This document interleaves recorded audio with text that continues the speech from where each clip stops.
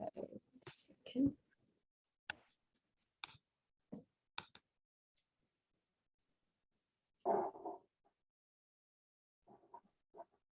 All right.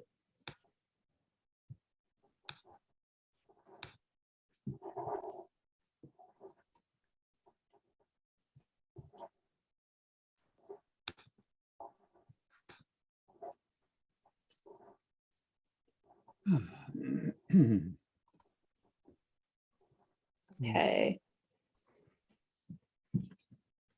All right. Hi, everyone. Thanks for joining us. Welcome to Artists Talk on Art for our open dialogue. Artists react to the Whitney Biennial. We'll have a discussion tonight that's going to be sort of an open forum style that will allow all of us to share reactions, reflections, and critiques on the Whitney Biennial.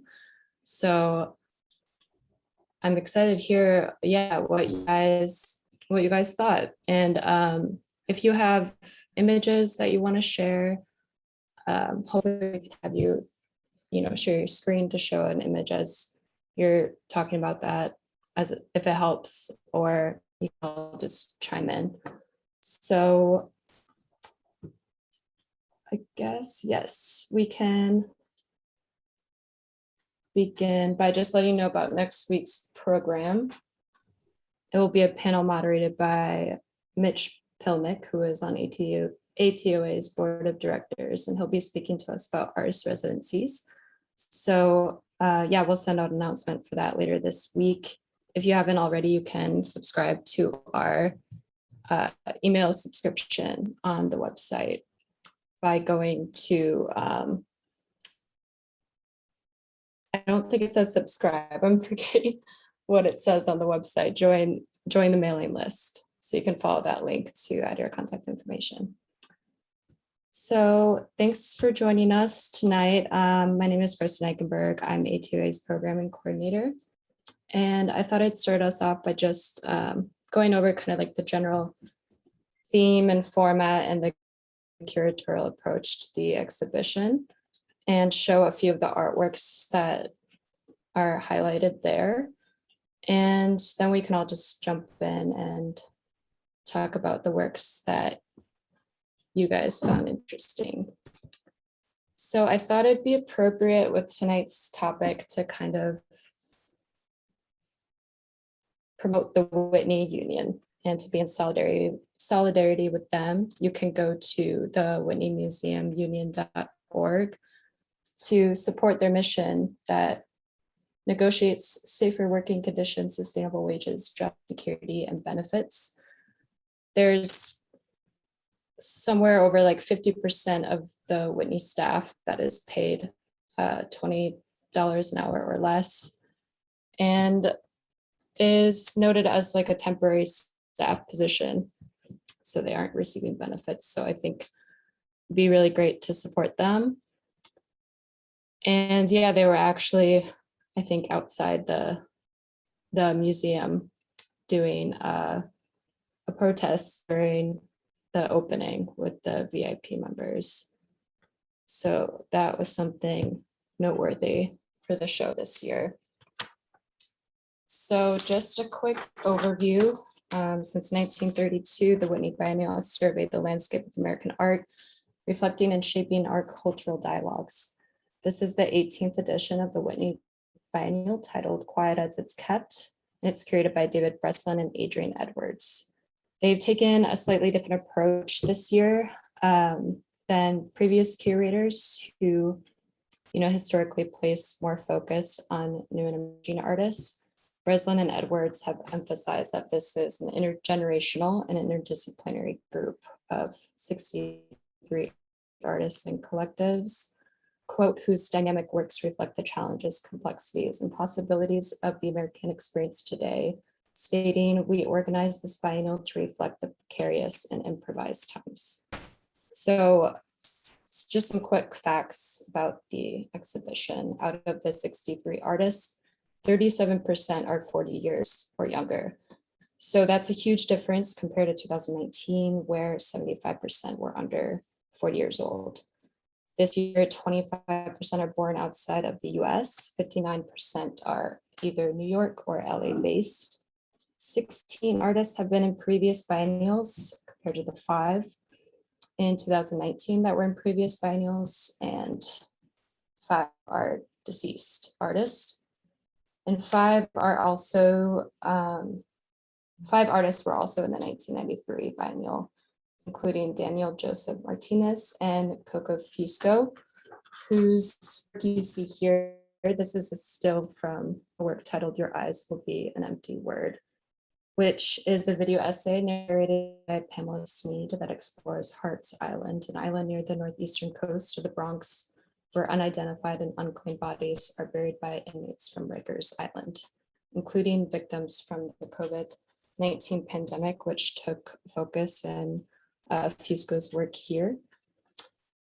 But going back to just some of the curatorial approaches to the exhibition, I sort of myself kind of speculated that between Adrian Edwards and David Breslin, it seemed to me that Edwards kind of took maybe more curatorial ownership of the 6th floor, whereas Breslin's thoughts and approach kind of seemed to be exemplified in the 5th floor. Yeah, in an interview with the curators, Breslin stated, "There's a phrase that we toss around a lot, buck wild.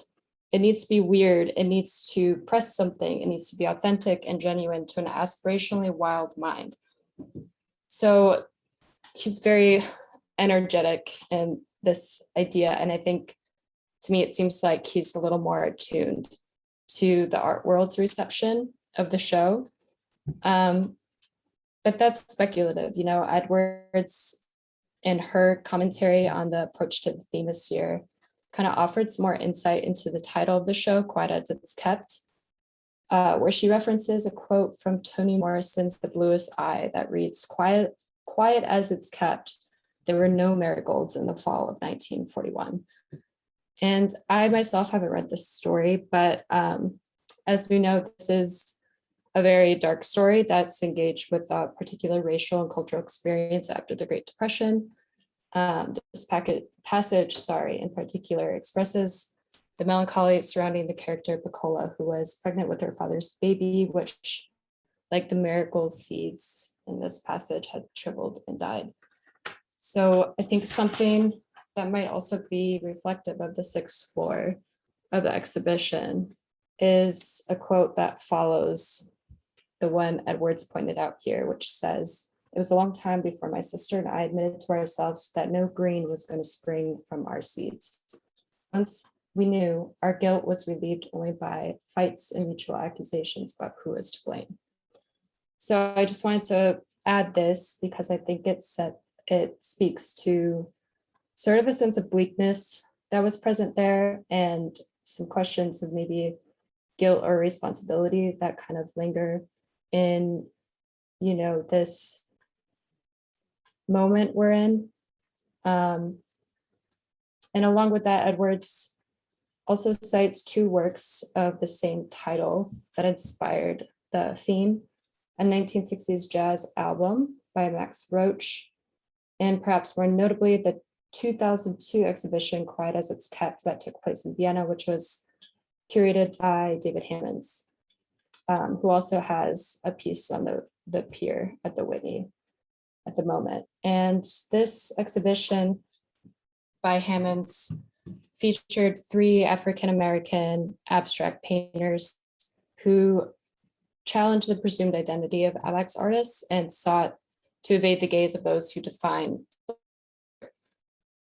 So similarly, the biennial is working to show experimental practice and abstraction that is not only rooted in Black identity, but minority groups more generally. Abstraction was kind of a theme that interspersed throughout the 5th floor, especially this year. But as we saw, the biennial this year really highlighted Indigenous artists in the show, such as Rebecca Belmore with her sculpture, Ishgood of Fire, which also speaks to the issue of the unhoused communities that is an issue disproportionately affecting Indigenous communities as well. Raven Chacon. She had a 3-part video installation called 3 Songs and a sound installation called Silent Choir. That was a recording of the silent protest that took place during the protest of the Dakota Access Pipeline project. So I thought it was interesting that the curators chose to highlight this pivotal moment that, also has affected where we are today. And there was also this, like, I don't know what to call it, like a tube in that room of silent choir that is supposedly the last breath of Thomas Edison, gifted to Henry Ford, which is an interesting combination.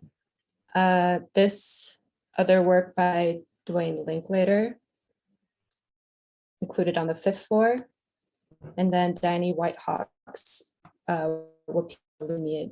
which was so beautiful to see in person. It's made out of thousands of glass seed beads. And Diane is showing how abstraction has long been a tradition of Indigenous cultures, but unrecognized in the historical art canon.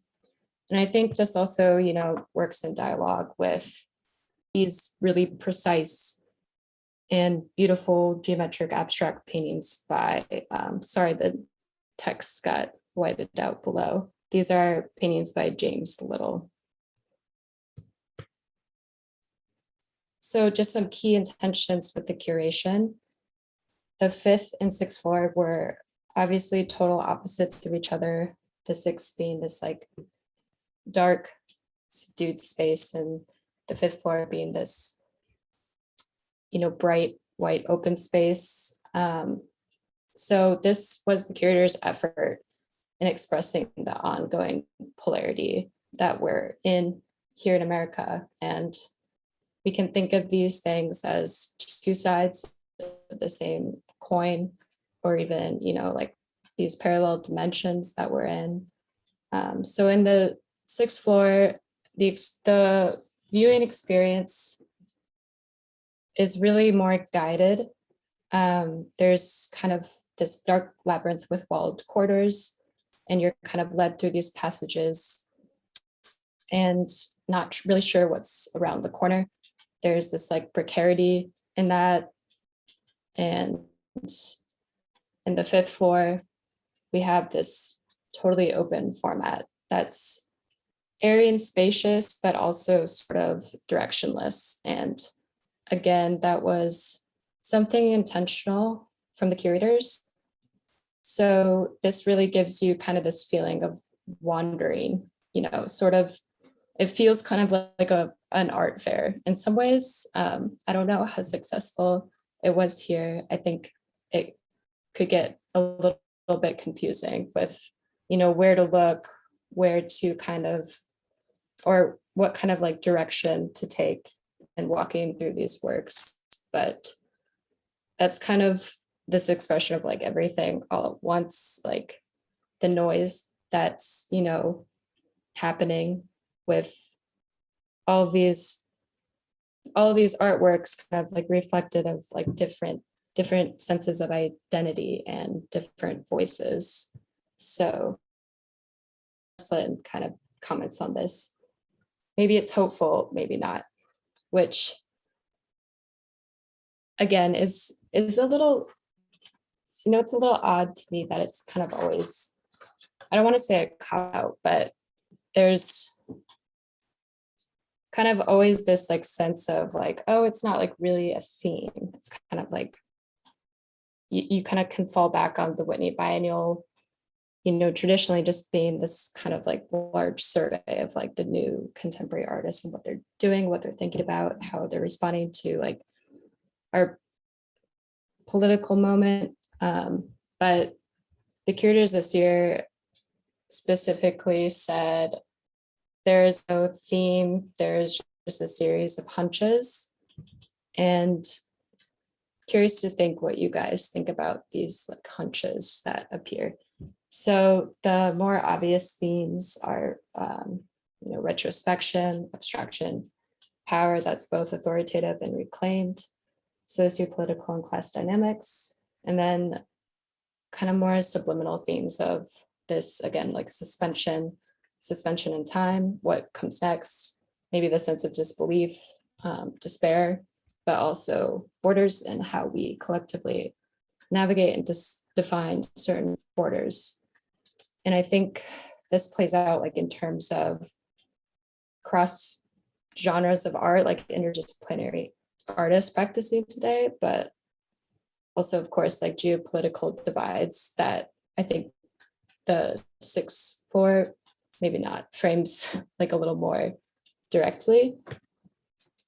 So another thing I noticed in this year's biennial was this focus, maybe not a focus, but a continuity of movements that take place. And these might not be like so apparent to just a general audience or, someone that's just not reading so far into the exhibition like I have for this, but the Linklater is one example of that. And these tapestries are moved on this armature of the ceiling throughout the exhibition. I think I read somewhere that it might be his brother doing that in addition to the artist. Someone can fact check me on that, but it's to show, different views of these paintings and these forms for someone who might return to the exhibition. So it's interesting that they're kind of thinking about returning viewers and how their experience might change, but also how this kind of acts as this central border in a way, this movable border that's like in between this huge open space that kind of lies at the center of everything on the 5th floor there. And then towards the front, I wouldn't say the front, the west side of the 5th floor, next to the Hudson River over there, is Jason Rhodes' Sutter's Mill, which is composed of repurposed materials from one of his 2019 works called Perfect World. And this work is based on a California sawmill where the gold rush took off. And that was later acquired by a couple who was formerly enslaved and then eventually taken over by the state for a public work. So Rhodes is kind of like showing this like transfer of, like this prosperity, like the origins of American prosperity, but is also speaking to tension between order and disorder, as this is a work that is also assembled and disassembled, reassembled throughout the exhibition by the artist. So it'll take different shapes and forms. And in this piece, Rhodes is aiming to place the working class labor force in dialogue with the accumulation of American wealth. So that's another theme we can kind of come back to. It's present in a couple other works that are situated near this sculptured piece. But for me, seeing this, it also brought to mind this piece from the 2019 biennial. And I have the wrong artwork ID there, so apologies. This is from a performance by Brendan Fernandez called Master and Form, in which the structure was moved by the dancers and performers as they were present and doing the choreography. So, in comparison, like I think there's this idea here in the 2022 biennial that focuses on the labor of art and how it's performed outside of maybe the public eye in some ways, but they also are kind of aiding the audience understanding how that impacts the contextual meaning of a work.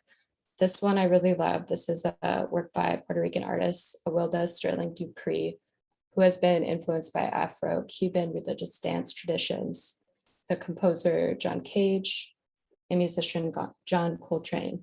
So this was a work that was performed blindfolded during the installation of the exhibition while the artist was listening to jazz improv. So going back to Edward's reference to the Quiet as It's Kept jazz album by Max Roach, like we can see that playing out in artistic practice here with Dupree's work. And it's composed in that same sensibility as jazz improvisation. And this is a quote from the artist on the work. In the moment while making those images, I don't have a sense of what I'm doing, but I'm enjoying grasping the concept. Abstraction gives me the openness and that freedom. From there, I can go further, be riskier in how I work. I've been forcing my brain to push ideas for so long that I don't need to see what I'm doing. To me, this is what is most abstract, precisely because this information is encapsulated in my body. I don't have to see what I'm doing on, I just have to feel it. So I think with this, she's illustrating the sense of improvisation and certainty that's reflective of this current moment again, but she's also giving this wonderful demonstration of how these conditions can also spark joy and excitement and allow us to connect back to our intuitive selves. If you watch the video that's on the Whitney's website, it's actually so great to just see her actually performing the piece. And it's kind of infectious, this joy she has in being free in her making, in her process. So on the opposite end, there's this kind of more like subtle movement happening in this piece with Sable Lee Smith. This piece is called A Clockwork. And these are tables that are the sculpture is made from tables that are used from prison visiting rooms that allow guards to easily surveil imprisoned people while they're, on their short-lived visits with their loved ones. So seeing the transparency of the structure of this object and putting in the form of this clock that kind of slowly moves, like as you move around it, and kind of has this like audience engagement with it in that way. Because I think from what I observed, it was kind of like moving when people rotated around to see the video that was behind it too. And I thought another interesting thing is that there were several instances of multiple works by one artist, such as like a video and a sculpture piece, or a video and another visual artwork. So it kind of allowed more space for each artist in some ways. And then we also can think of movement in terms of limited and restricted movement. This work by Emily Barker, who is a disabled artist who's spoken about her experience and her inspirations in a talk that's also up on the Whitney website. That is a nice piece to look at. This piece shows the height of countertops as they're experienced for someone in a wheelchair. So when you're seeing next to this, they're, like the same height as you would experience an average countertop height for someone who might be disabled. So along with this, she also had this enormous stack of spinal cord injury and chronic pain management bills. So speaking again about like the limitations of, not only the limitations of movement, but the economic impact these things have, and something that, the average able-bodied person might not consider. So I have a couple more images that I can share in a different window, but yeah, I kind of just wanted to open it up to your guys' thoughts and maybe responses to any particular piece that I showed. I definitely didn't get through like nearly all of the works that I found inspiring, but there was so much there and there's always so much to talk about. So feel free to take it in any direction. And yeah, John says, I love the fifth floor, especially in front of Coco Fusco on the sixth floor, where she travels on the boat, extremely moving. Same. And also the video installation by Alfredo Jar was pretty insane to experience in person. It showed footage from the Black Lives Matter protests, but also this moment where the helicopters come down and get really close to the protesters on the street. And they had these fans, like 5 huge fans in the room that started spinning, and you could feel the wind, nowhere near what it actually feels like to be that close to a helicopter that was depicted in the video, but it was kind of this 4D experience that he had in that work, which I thought was also a really great piece.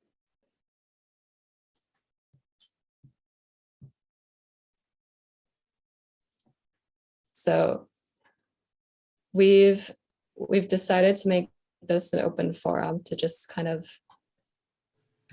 hear from you all as well. I'd like to jump in, but I don't know how to do the hand thing on this phone. I Share just screen. I don't know. Can I kind of just talk? Yeah, absolutely. Okay. Yeah. I don't want to mess up. Yeah. Great presentation. Thank you. I have to agree with you. It felt very much like an art fair to me. Or a high-end department store in some of the exhibits, and sometimes the commentary did not match up with what was shown at all. The problem there. There was, I think it was on the 5th floor, there was a scrim, a very large scrim, and the back of it with these figures. I think it was the 5th floor, and I had seen. I think that might have been the floor. The white scrim with the yeah.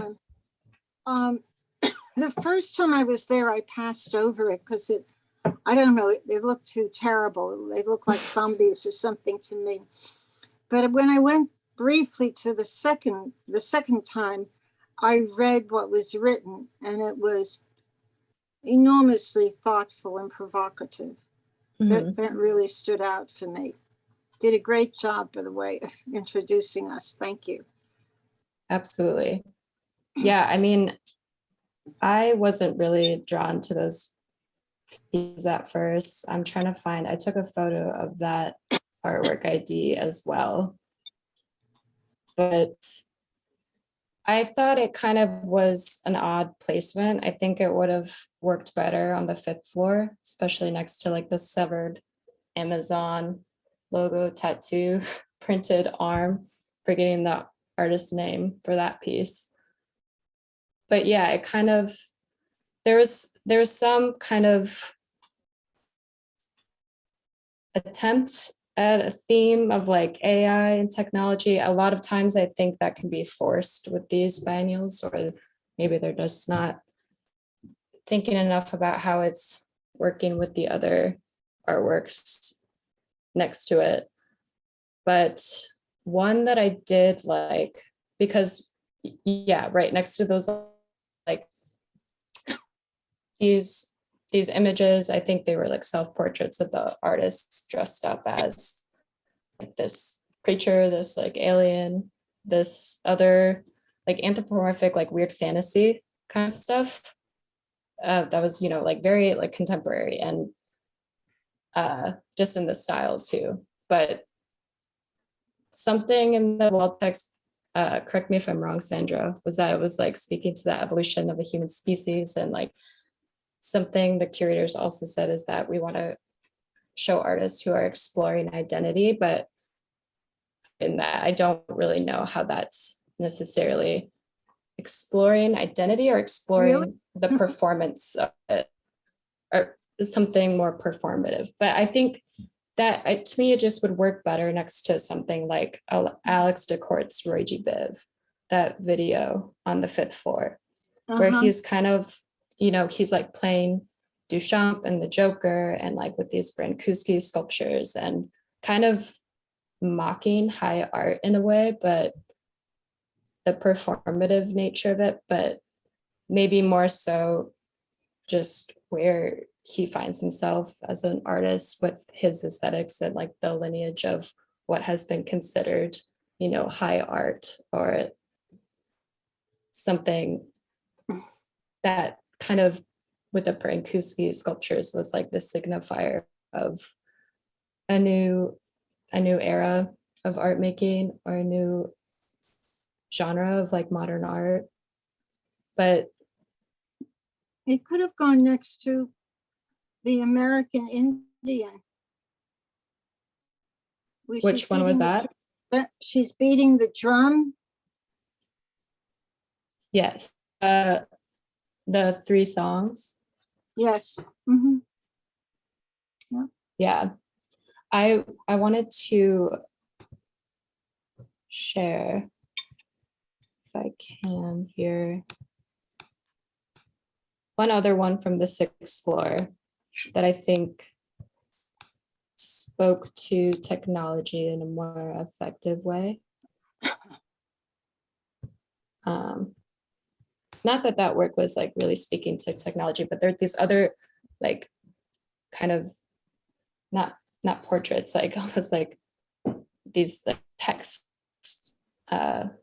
scenes that were said like picture 0011000011, and they were quotes taken from different, like they were by the same artist actually, taken from Dracula and X-Files, and I think those were the texts that had inspired the characters that were performed in the self-portraits. So those were paired together there.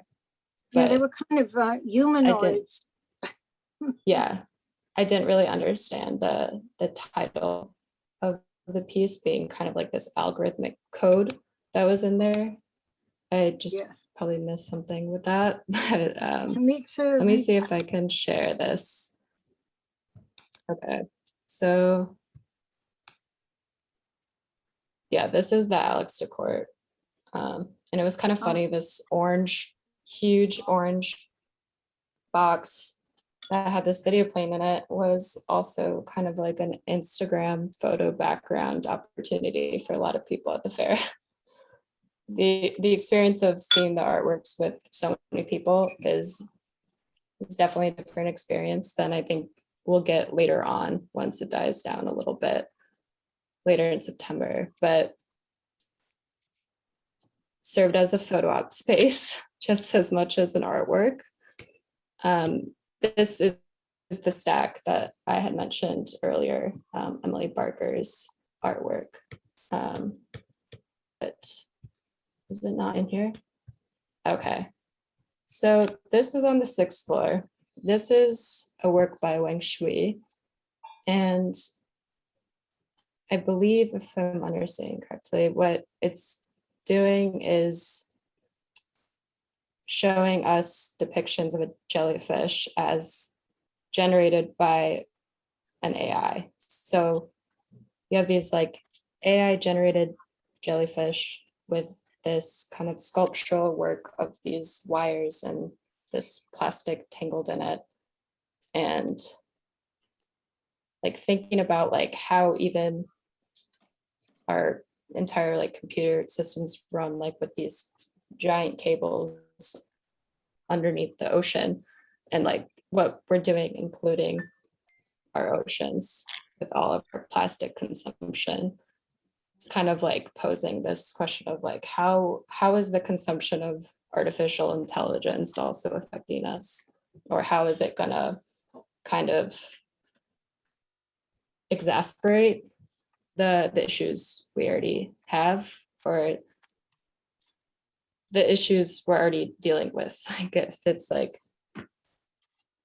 too late to kind of, turn back time on something like pollution, for example, like how we're destroying the earth in so many ways. So that one I kind of wanted to point out because I think it worked effectively in the space. I wish I had images of every single thing because it would be easier to talk through it. But yeah, there were a few on the fifth floor that I didn't find super effective. A computer animation of seemed like a video game sort of aesthetic, but it was actually paired with these more beautiful watercolor paintings. So I was happy to see that there was like an attempt to put it in conversation with like a different form of art rather than just kind of like this isolated uh, digital piece for the sake of being digital and contemporary in that way. But another work I really liked that was next to the Jason Rhodes piece was this work by Rose Selane called 64,000 Attempts at Circulation. And there were 4 tables. I don't have a really great picture of it. There are 4 tables of these counterfeit coins, tokens, and like chips from casinos where there were these 4 huge, this is not going in order, sorry. These 4 huge frames of almost like it's like a poem sort of thing, like a text on the back that actually listed every single one in the pile, but also the beginning of that text.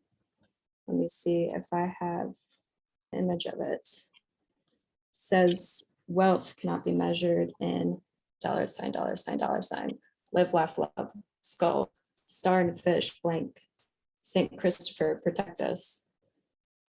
Then I'm Catholic in case of accident, notify a priest, peace, peace, angel, angel. It's like this, kind of almost like a, what's that called? The futurist poems.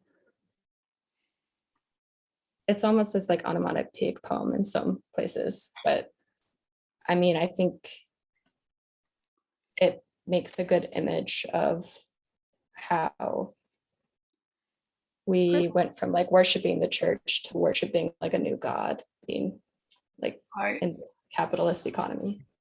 think I want to Yes. chime in on this piece if I can. Yes, absolutely. And I'm not an artist, just an art lover, and was married for 40 years to a working artist. I found this piece remarkable for another reason. It's actually the collection that the artist acquired from a sale of the MTA, of all the false coins that people used in the subway system. And Right. and it is a wonderful commentary, I think, how people, uh, how inventive they are to circumvent the system to their own advantage if they can't afford the subway ride. Mm-hmm.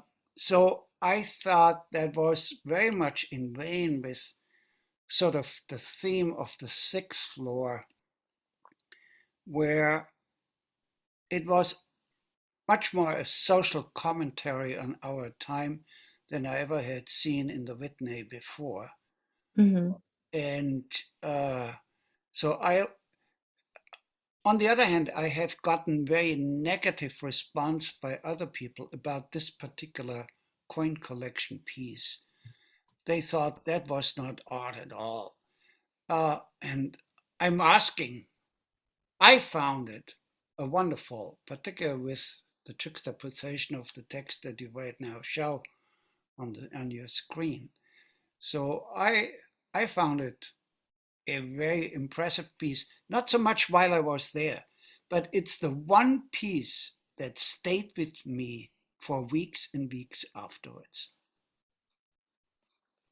I agree. I think it was wonderful. John, do you want to Yeah, I'm with add Klaus, and anything? I have a similar, I'm also was married to an artist. I'm also not an artist, but I loved it, and I thought it was clever and funny and sharp. I really liked it a lot.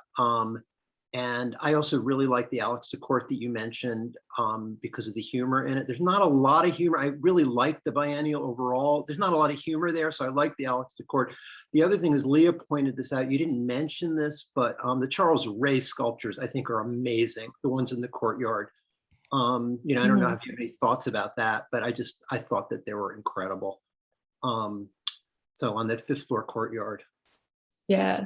But I just want to say quickly that you basically highlighted all of the works that I would have highlighted. So, the ones you focused on, I thought were the strongest pieces overall. And I sat with that Coco Fusco for so long on the 6th floor, and I just found it so powerful, and so meditative, and but also so with the poetry, I just thought it was so moving. But I loved the indigenous tapestry exhibit on the 5th floor. I thought that was great. So I thought there's a lot of strong work. I mean, there's some work that doesn't go as well. I agree with that. But I feel like overall, I was okay with the way the 5th floor was laid out. It didn't bother me.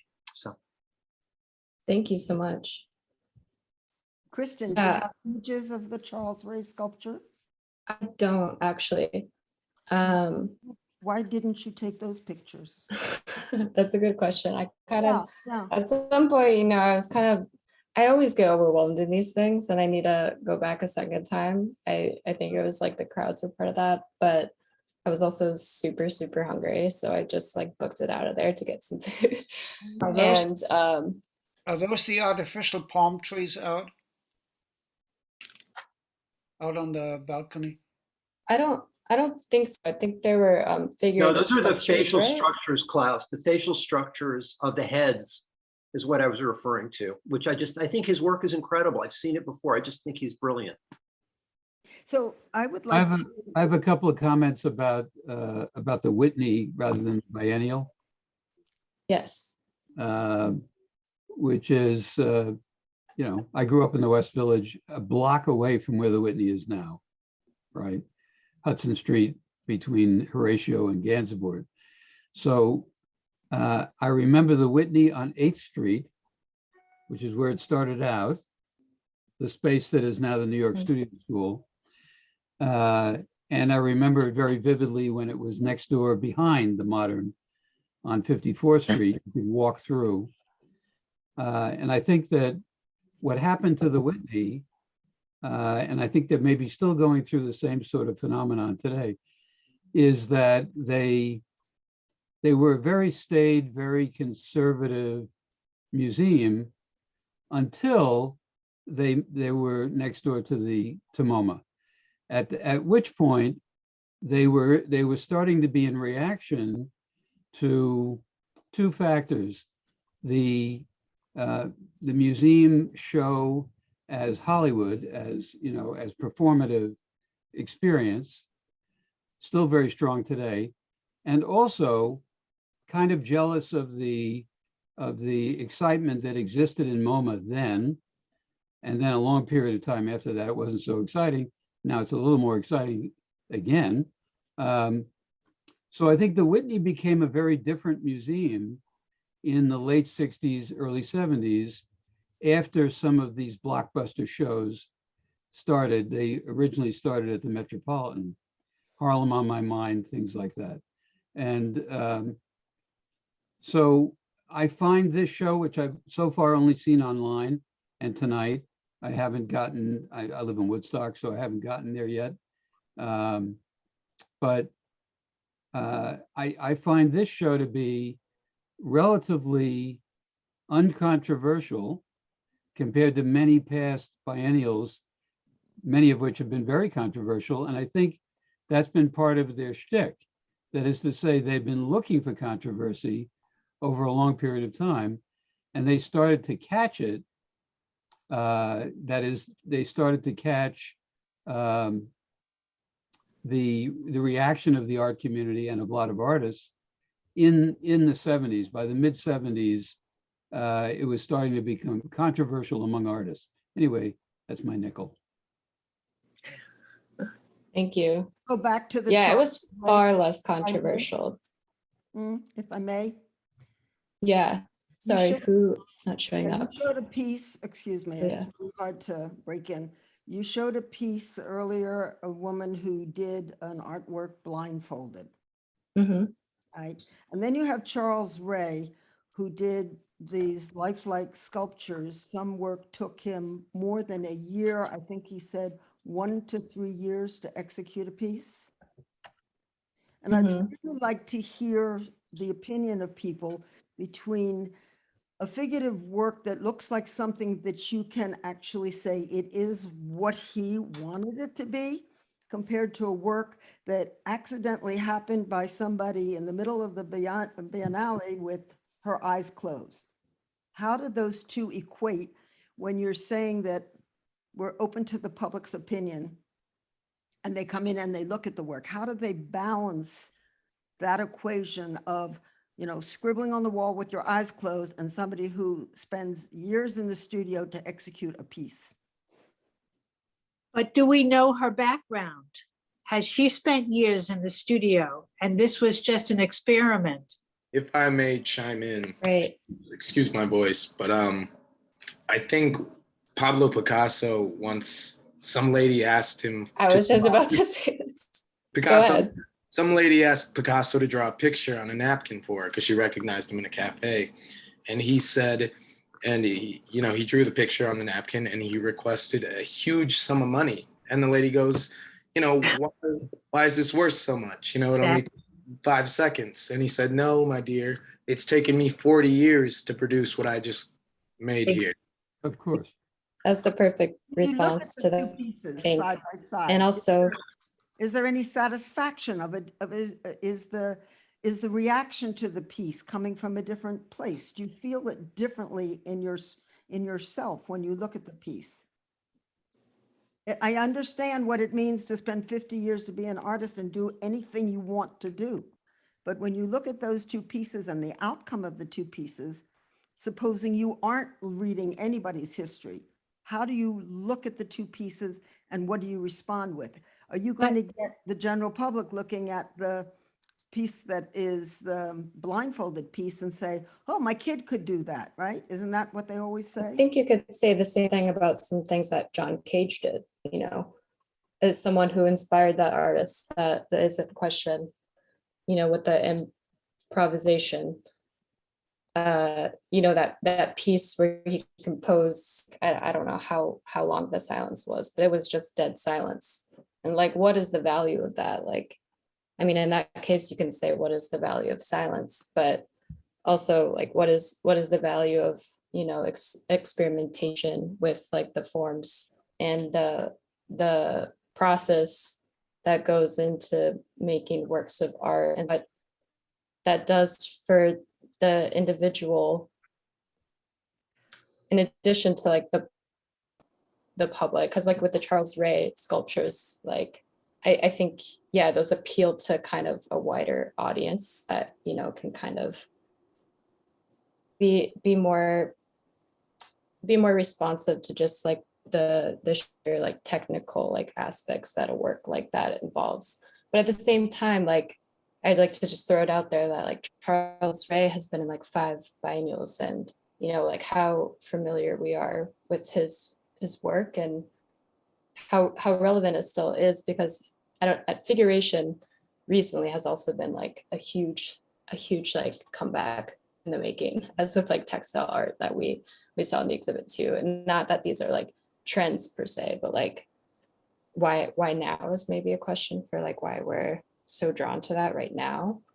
But also, yeah, what place does it have in an exhibition like the biennial? What conversation does it make with the other works in the show? And I think what you just pointed out, the differences between how those two works are made kind of are expressive of that range that goes into what it means to be It like a belonged in the contemporary show? artist. Sorry, what was that? Do you think it belongs in the show? Did it Which feel piece? like it was part of the show? Which piece? The Charles Ray. It was so different from all the other work in the show, completely different.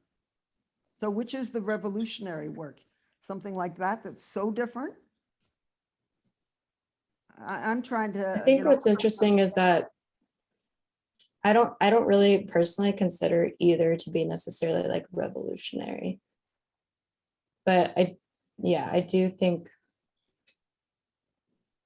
they say different things about the canon of art, and I guess the improv piece, how we've, like, the title of the exhibition references with the David Hammonds again, like, who do we normally consider to be like the abstract expressionist artists? So I think it's kind of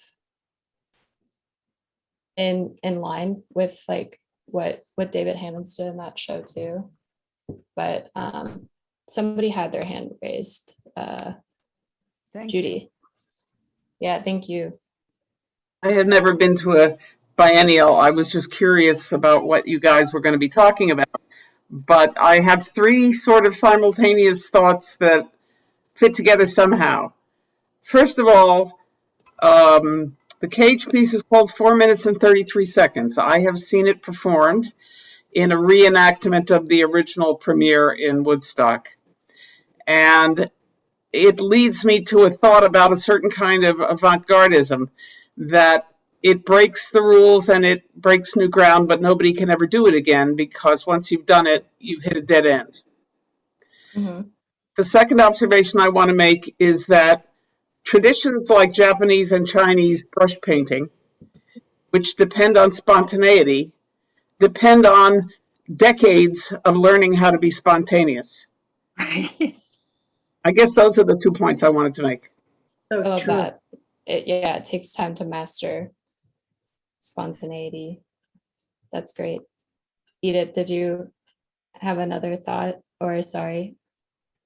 Are you talking to me? Yeah, I thought you had started to say something, No, but maybe I'm That's putting you on the always spot. sure.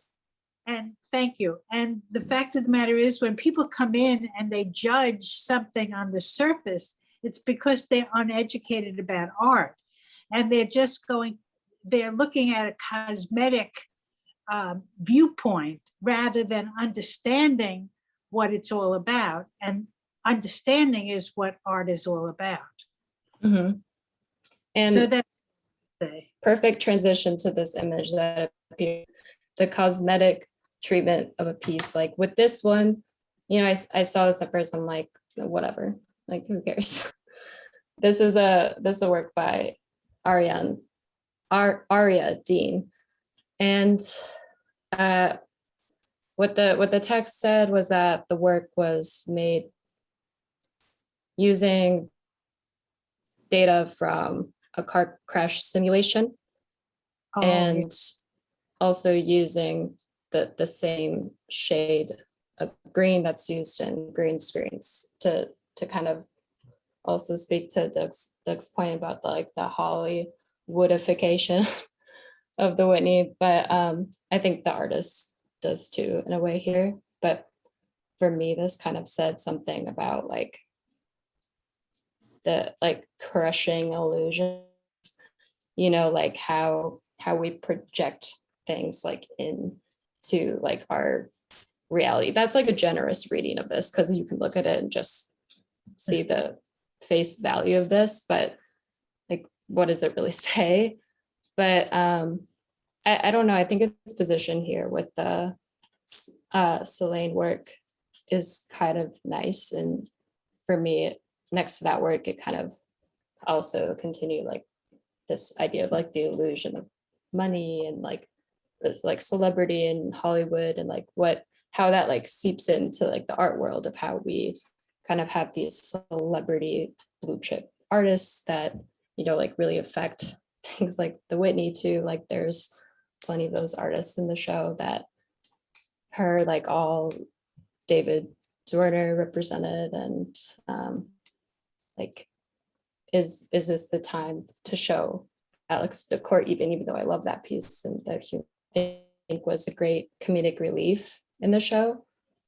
But yeah, this is also like speaking to like the minimalist, like monolithic kind of sculptures and like aesthetics of like the 60s, and then like collapsing that and crushing it. And like that influences so much of this generation of artists making now, and like how, I don't know, we kind of start to like fetishize certain histories like that. I think is something to take notice of with the shows that we constantly see, like all the Warhol shows, all the Judd shows, like how many more times we need to see this work, even though we love it. But you know, that's kind of just like how art history, like exhibition histories go, I suppose. Not to be a total hater, but just to like throw that into question, because you know, those are great artists who have like inspired me. But I think the Rick Lowe was around the corner from here. I'm sorry that I don't have an image of that, but it was this like great geometric work of like this giant like gridded kind of painting that was titled Project Row Houses. If artists are creative, why can't they create solutions? So I like that they kind of had this like awareness of like also responding to the question that I think runs into our minds with socially engaged art practices. And with Rick Lowe, he like cites dominoes as a basis for this painting, taking photographs of them, tracing them as a model for abstraction. So again, this like new kind of approach to abstraction using everyday objects and materials, you know, is also like a theme of how art changed in the 60s and 70s. But he saw this as a spiritual and educational experience that, quote, had a code of ethics involved with it, which is interesting. And this image, Project Row Houses, you know, like something that's kind of abstractly depicting, is a response to a question a teenager had asked him. The question of the title of artists are creative, why can't they create solutions? So after being asked that, he switched his work to a social practice, co-founded the Project Row Houses in 1983, which transformed condemned houses in Houston to spaces for art practice, educational programs, and social services. So something I always love about an exhibition experience, and why I'm inspired to, you know, pursue curatorial practice, is like that exchange of education that can exist in an artwork, how something so dense and maybe like inaccessible to understand, just by one's own like interests or like means of like looking further into issues that surround us, or that like a work of art can be that introduction, entry point to compel you to dive deeper, and you know what effect it makes, what effects it makes, or like how effective art is, and coming up with solutions is always in question, and something where I think as artists we become like really disillusioned with this idea of like, why does it matter when the world is in the state that it's in? But you know, it's very point, like it matters because you make it either as an expression or like a representation of a larger idea or like larger histories, and as just this like visual aid for a not a visual aid. I may be using that term because I was about to say like I'm a visual learner, so like it's the exhibition format is just like so helpful, and like so much more of a like profound, like an engaging experience for me. So yeah, I don't know if anyone wants to add to that, but And it also connects you to the soul of the other person when you understand where that artwork came from and what that Exactly. thinking. And that's the essence of art. Mhm. Unfortunately, I Learning think, about each other. yeah, I think that unfortunately, a lot of people just look on the surface. If something looks pretty, I mean, I'm generalizing, please, I don't mean that, but Marilyn Newman. I'm sorry. I have to take this I, call. I totally agree. And I mean, another example, this is Ryan Tabbitt. She had a series of works throughout the Whitney and the exhibition on different floors in different places called 100 Civic Questions. One says, what is the rule of law? What is the economic system in the United States? Several others. And these are all questions that they anticipated for their naturalization test to become a US citizen. Like, answers to these questions, like, I don't even really have, so it's, what is it like to be an American as, not a natural born citizen? Like, I like that they included a little bit more of like a wider range, I think, of perspectives of that question of what does it mean to be American than I think we've seen in some previous biennials. So yeah, these again just give us these like open-ended questions of what can art do in I have terms a of comment perspective. about that. If I could. Yeah, please. Well, I know I kind of felt that a lot of the statements in the show were kind of obtuse and kind of evasive instead of being direct. Mhm. Like my criticism, Absolutely. like this one woman that she did photographs of her where she lived, and they were four photographs at night of empty streets. Yep, I don't remember I the know which one artist. you're talking about. Yeah. And I was just thinking, there's a rich culture and a rich history that she wants to talk about, or is it a personal statement? I couldn't figure it out. And I'm thinking, wow, she put them in these ornate frames, Mhm. and I was like, I felt nothing. I just thought, oh, they're empty streets with like a street light. And I read the blurb, and it talks about all these profound things that they're trying to talk about, but they do it in such an obtuse way that I think it's clever and it's artistic, but I don't think it really is direct in terms of impact to the audience. I feel like it loses the audience because it's so obtuse. And I've got to figure out what they're trying to do, and then I have to read the statement, and then I got to relate the statement to the thing. Like, why not just tell me the story in a very direct and clear way? That was my biggest criticism walking through the whole show. I just kept thinking, wow, this is clever. So here's these teepee covers, right? And it's Mhm. very, they're hanging on a string. It doesn't, I'm not engaged. I'm not feeling what the people feel. I'm not feeling the environment that is supposed to be affecting these. The whole thing was about how the environment affected the cloth and how, Mhm. and the migrants. Very interesting idea. But to hang it from a thing and just leave it there, I feel like, I've got to bring so much to the work that Yeah. I personally just feel disassociated from it. True. Yeah, thank you so much for saying that. And I completely agree with, yeah, your thoughts there on like how we're expected to kind of like put so much work into like the interpretation of some of these things. And that's like the problem I have with just the approach to curating. Is like it's always going to be like so expansive that it's like you have to put in that effort to really like understand what the piece is saying, because it's not implicit.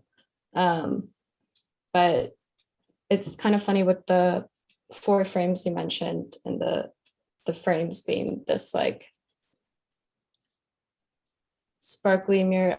I don't even know what material, but like, yeah, like how are we framing these things? Is it like a sensational thing just to like frame the works and make them big prints when like what really is in the image? Like what is the substance in the image? Is it just like the display of it alone that makes it just like attracts you to it or something? Just I think there's always some works that to me seem like they're geared towards a certain audience, and there's some, I don't know, discontinuity, like you said. But thank you so much, because yeah, Yeah, a very good point. totally understand. Did anyone else feel like really bothered by any particular work? I want to hear what people like really didn't like, because I think that can say a lot. Maybe we shouldn't be negative. We could just talk about what we did really like, because it's also a great point of conversation. But Could I ask one more question? Just Yeah. and I feel like, and it's this question or statement. Is that museum just kind of a mess? And I don't know. Every well, time again, the union, yeah, it's just I feel like I'm walking into Walmart, and I walk in, and it's just this big vast, and I don't know if if I'm the only one that feels that the work gets diminished. It just feels like, especially the dark floor. I think it's especially distracting with the fifth floor and the amount of video and the sounds, like, and they kind of address that in an interview, being like, oh yeah, you're kind of immersed in this. It's kind of, again, a cop out to be like the chaos is like reflective of like the chaos of consumer culture and all the image saturation, whatever that surrounds us. But like, no, it's distracting, right? It's like you can't actually hear certain dialogue and videos that are like important to hear, because there's another video playing, and there's, there is a lot of noise there happening. So that, I mean, that's one of my complaints with the fifth floor. Like, I like the idea of this open space where you can see all the way across the room and like see this work in front of you, but also like see things in your peripheral in the background, and like the kind of like layered thing that happens, and what things you can put together with that field of perception available. But again, yeah, like it also kind of works against itself in certain aspects, depending on the media or the work itself. So yeah, I can't remember the other thought I was gonna add to that. I just had the opposite feeling. I felt I was on the fifth floor in a Walmart or in a Costco or IKEA warehouse, while the sixth floor allowed me true immersion. I spent so much more time on the sixth floor in these individual dark rooms, really getting immersed in some of the videos, which I thought were fabulous. Not only the Hard Island movie, but also, I forgot the name of it, the street philosopher, elderly woman from, not sure whether she was in the Bronx or Upper Manhattan, somewhere along the Harlem River in that neighborhood. And I thought that face was incredible. And it really allowed your immersion, or the drumming of the natives in their protest with the pipeline. So I found the sixth floor very well done if you took the time to really allow to get into the work. And the fifth floor was an open market. Mm-hmm. I felt that too with the sixth floor. I actually loved the arrangement of it for the most part. Especially again in the Alfredo jar installation, where the silent moments of that video piece, you could hear the three songs and the drums playing in the silence of that, and like a lot of pieces there really nicely echoed each other. I thought it was actually a really beautiful piece. The John Berger, I'm forgetting the title of it, but it was all this text cut out of sheet metal. I don't have an image on my computer, I'm sorry, but some places seemed like censored or spaced, or it kind of really like attuned you to this like to this, and like the legibility of the words laid out in this like dim light, like reflected the sheet metal of the words being illuminated by like really subtle dim light, but also the floor of the installation space was all pieces of charcoal that disintegrated over time as viewers would walk through it. So another funny moment, I love observing people in these environments. These two younger girls, like with like these brand new white tennis shoes, once they found out that the floor was charcoal, after waiting in line probably for like 10 minutes to see that piece, they're like, no, I'm out. So I love that. It was really funny to observe, because yeah, certain people are there for different reasons, you know, and so we'll put their tennis shoes over a work of art to see. Just like the art selfies that we see, you'll be taking an art selfie by the orange box when the video is playing on the other side, without actually looking at the artwork that the box is holding. So some funny dynamics when you see it in person.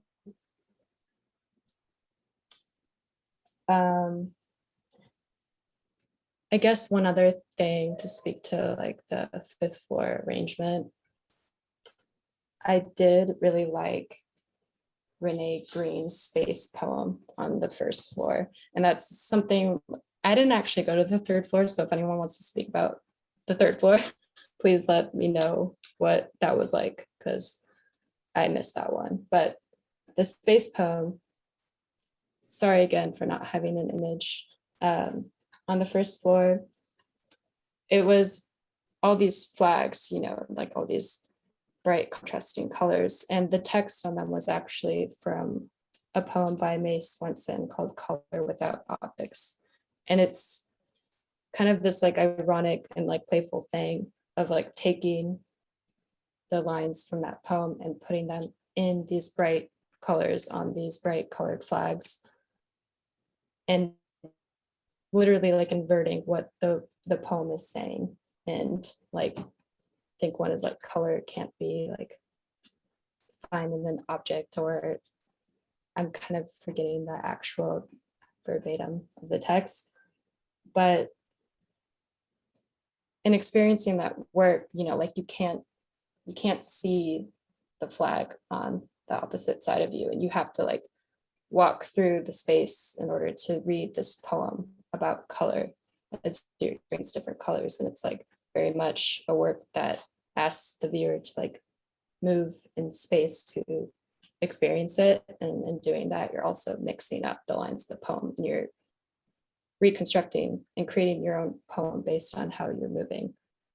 So I think that's kind of an experience you can also have on the fifth floor, with like, depending on how you move around, you're going to connect the ideas that are in a piece differently.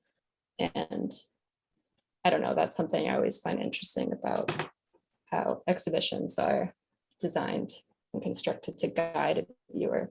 And when that guide isn't there, like it is on the sixth floor, and you're directionless, you know, you're given this different autonomy to interpret these works in a lot of different ways, probably like more variations on that would normally happen in like a more constructed, walled off, like bordered exhibition where you kind of have a more linear direction. So that's something it made me think about too.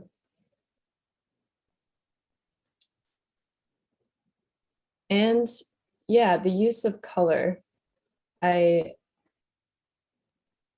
liked coming down from the sixth floor where works, the only work that of like a lot of color that stood out to me was that landscape painting. And if anyone can remind me the artist's name, please do. But I found that to be kind of out of place, or like I kind of saw it as like, oh, let's like add this like beautiful like yellow abstract like landscape at the end of all this darkness to connect with like this outside area that exists now. And the tribes, what is it? Sorry, the poetry group, they had like a seating area, like a reading area, also in the back that was, I don't know, maybe not as engaging as they hoped, but yeah, that sort of fell a little bit out of place for me. But the color on the fifth floor, it was nice to see like some like big, beautiful paintings like that. That one that was huge. What am I thinking of? I'm forgetting the artist's name for that like really large like abstract landscape painting. It was nice, but it was also like a little bit confusing at the same time. Like, is this just here because it's another abstract work and it's like something beautiful, or is there something more they're like hoping to offer with this? But You know, I don't remember that specific one, but I remember seeing a few pieces in the show thinking, like, what are they doing there? You know, and my thinking was, and I'm a terrible cynic, but I was thinking, you know, maybe the curators knew somebody and they wanted to put them in the show. there's always that. The thing in There's always a layer. The thing that was in the staircase, the tube that was in the. Yeah, what was that? What was that? I don't know what that was. I have no idea.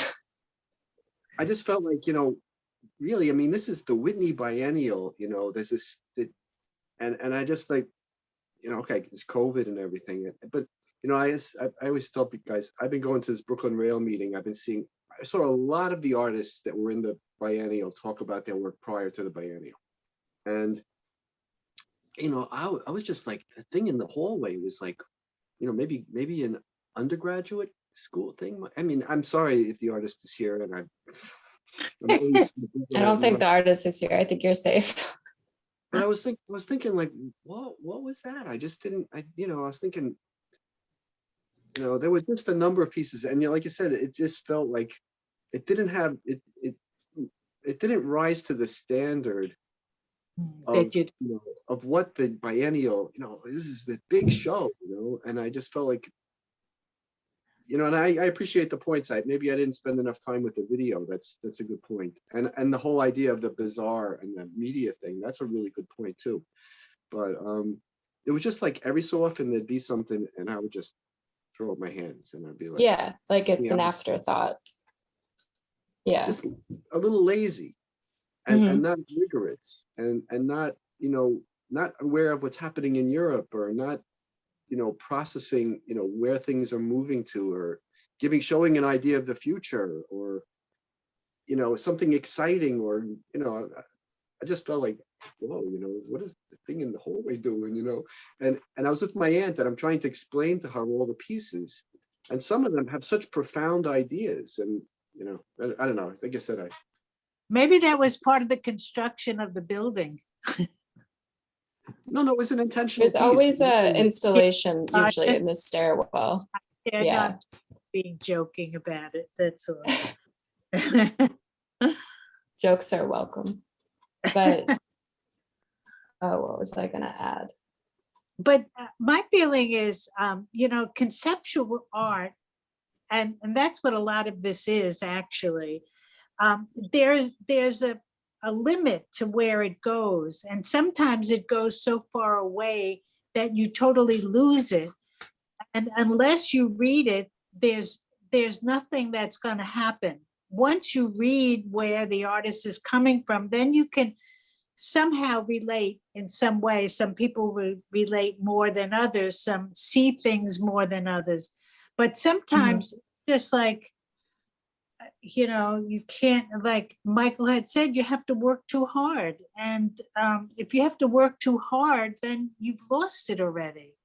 Sometimes I think it might be why there is so much video and so much text actually in certain artworks.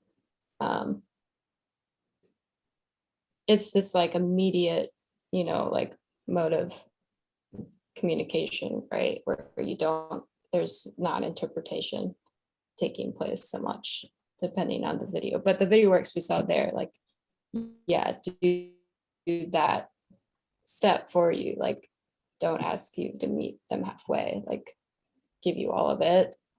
And yeah, at that, I think that's something, I guess, again, just like as an artist, is like something to grapple with, is like how much am I making someone like work to interpret what I'm trying to say.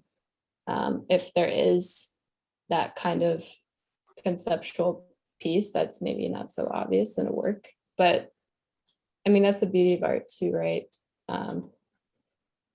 The ephemeral parts of that, and like the way people can interpret things differently based on what they bring to a piece too. So there's all of that, but yeah, we're coming sort of to a close here, I guess. Definitely welcome anyone's like final thoughts. Leah made a good But- point in her chat, if you read it. Oh, sorry, I haven't been looking at the chat actually. Sorry, guys.